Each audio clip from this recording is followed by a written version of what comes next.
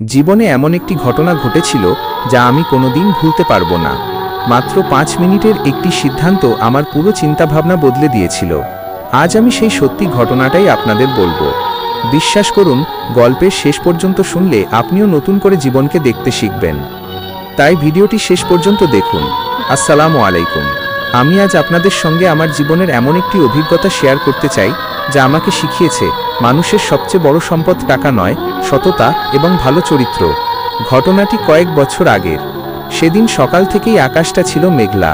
আমি একটি জরুরি কাজে পাশের বাজারে যাচ্ছিলাম। রাস্তার পাশে মানুষজনের ভিড়, দোকানপাট আর যানবাহনের শব্দে পুরো এলাকাটা ব্যস্ত ছিল। হাঁটতে হাঁটতে হঠাৎ আমার চোখে পড়ল একটি কালো রঙের মানি ব্যাগ। চারপাশে তাকিয়ে দেখলাম কেউ সেটির দিকে খেয়াল করছে না। আমি মানি ব্যাগটি হাতে তুলে খুলে দেখলাম ভেতরে বেশ কিছু টাকা, একটি জাতীয় পরিচয়পত্র, কয়েকটি গুরুত্বপূর্ণ কাগজ এবং একটি ছোট্ট শিশুর ছবি। শিশুটির হাসিমাখা মুখটা দেখে আমার বুকটা কেমন যেন করে উঠল। এক মুহূর্তের জন্য মনে হলো এত টাকা যদি আমি রেখে দিই তাহলে কেউ জানবেও না। কিন্তু পরের মুহূর্তেই মনে পড়ল আমার বাবার কথা। ছোটবেলায় বাবা বলতেন, অন্যের হক কখনো নিজের মনে করো না, হারাম টাকা কখনো জীবনে শান্তি এনে দেয় না। বাবার সেই কথাগুলো যেন আমার কানে বারবার বাজতে লাগলো। আমি সিদ্ধান্ত নিলাম, যে করেই হোক মানিব্যাগটি প্রকৃত মালিকের কাছে পৌঁছে দেব। পরিচয়পত্রে লেখা ঠিকানা দেখে আমি অনেক দূর হেঁটে সেই বাড়িতে গেলাম। দরজায় কড়া নাড়তেই একজন বৃদ্ধ দরজা খুললেন। আমাকে দেখে তিনি বললেন, কিছু বলবে বাবা? আমি জিজ্ঞেস করলাম, চাচা, আপনার কি আজ একটি মানিব্যাগ হারিয়েছে? আমার কথা শুনেই তার মুখের রং বদলে গেল। তিনি কাঁপা গলায় বললেন, হ্যাঁ বাবা, অনেক খুঁজেও পাইনি।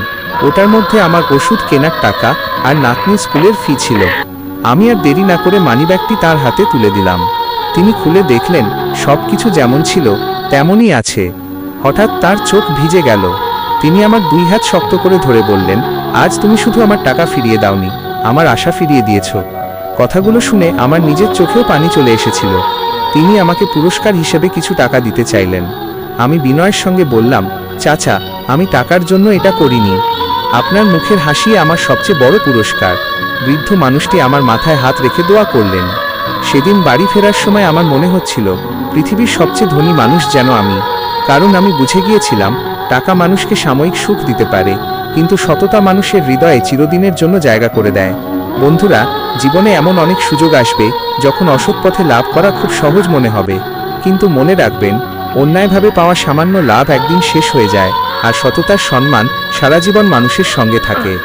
আজও যখন সেই দিনের কথা মনে পড়ে তখন আমি নিজের কাছে গর্ব অনুভব করি। কারণ আমি টাকা নয়, একজন মানুষের মুখের হাসি বেছে নিয়েছিলাম। এই গল্পের শিক্ষা, সততা এমন একটি সম্পদ যা কখনো চুরি হয় না, কখনো নষ্ট হয় না।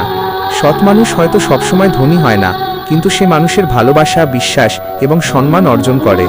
আপনার যদি এই গল্পটি ভালো লেগে থাকে তাহলে এখনই ভিডিওটি লাইক করুন, আমাদের চ্যানেলটি সাবস্ক্রাইব করুন এবং বেল আইকনটি অন করে রাখুন। কারণ আগামী ভিডিওতে আমি এমন আরেকটি বাস্তবধর্মী শিক্ষণীয় গল্প নিয়ে আসব যা আপনার হৃদয় ছুঁয়ে যাবে। আল্লাহ হাফেজ।